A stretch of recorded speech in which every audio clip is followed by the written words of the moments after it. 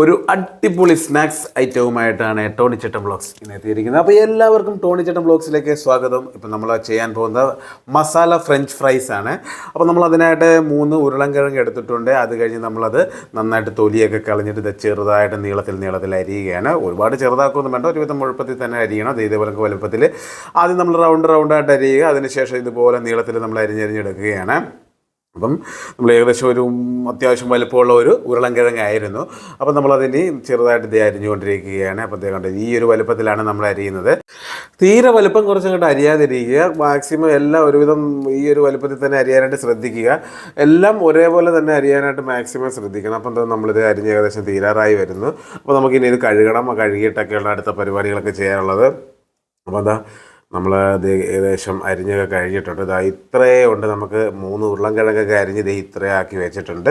ഇനി ഇത് നമുക്കൊന്ന് കഴുകിയെടുത്തതിന് ശേഷം നന്നായിട്ട് ഇതിൻ്റെ വെള്ളമെല്ലാം വറ്റിപ്പോകാൻ വേണ്ടി ഒരു ഊറ്റുകൊട്ടയിലോട്ട് ഇട്ട് വെക്കാം കേട്ടോ. അപ്പോൾ നമ്മളിത് കഴുകാൻ പോവുകയാണ്. അപ്പോൾ നല്ല വൃത്തിയായിട്ട് തന്നെ നമുക്ക് കഴുകിയെടുക്കാം.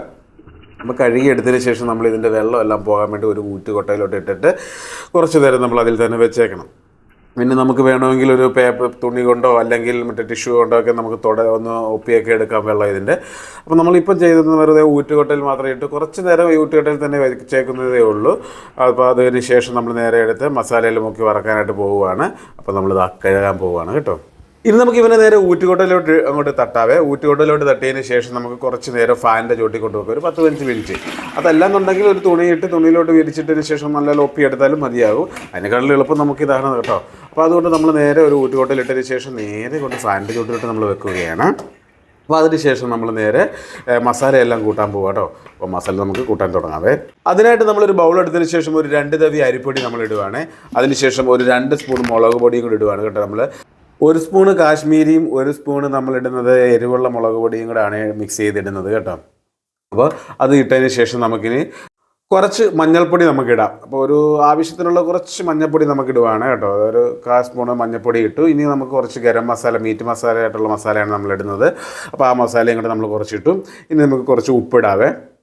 അപ്പോൾ നമുക്ക് ഉപ്പ് ആവശ്യത്തിന് ഉള്ളൂ. അപ്പോൾ നോക്കി ഉപ്പ് ഇടുക, ആവശ്യത്തിനുള്ള ഉപ്പ് മാത്രം ഇടുക. അപ്പോൾ നമ്മൾ ഉപ്പ് ഇട്ടു. ഇനി നല്ല രീതിയിൽ ഇതിനെ അങ്ങോട്ട് മിക്സ് ചെയ്ത് കൊടുക്കുക നമുക്ക്. അതിനായിട്ട് നമ്മളൊരു സ്പൂൺ കൊണ്ട് നല്ല രീതിയിൽ മിക്സ് ചെയ്യുക. അപ്പോൾ മസാലയും അരിപ്പൊടിയും എല്ലാം കൂടെ നല്ല രീതിയിൽ മിക്സ് ആകുന്ന രീതിയിൽ നമുക്ക് അങ്ങോട്ട് ഇളക്കി കൊടുക്കാവേ. അതിന് ശേഷം മാത്രമേ വെള്ളം ഒഴിക്കാവുള്ളൂ. അപ്പോൾ ഇതെല്ലാം കൂടെ നല്ല രീതിയിലൊന്ന് മിക്സ് ആവട്ടെ. ഏകദേശം മിക്സായി കഴിഞ്ഞ് ഇനി നമുക്ക് കുറേശ്ശെ വെള്ളം ഒഴിച്ച് നമുക്കൊന്ന് മിക്സിക്ക് കൂട്ടിയെടുക്കാം കേട്ടോ. അപ്പോൾ ഏകദേശം എല്ലാം നന്നായിട്ട് മിക്സ് ആയിട്ടുണ്ട്. ഇനി നമ്മൾ വെള്ളം ഒഴിക്കുകയാണ്.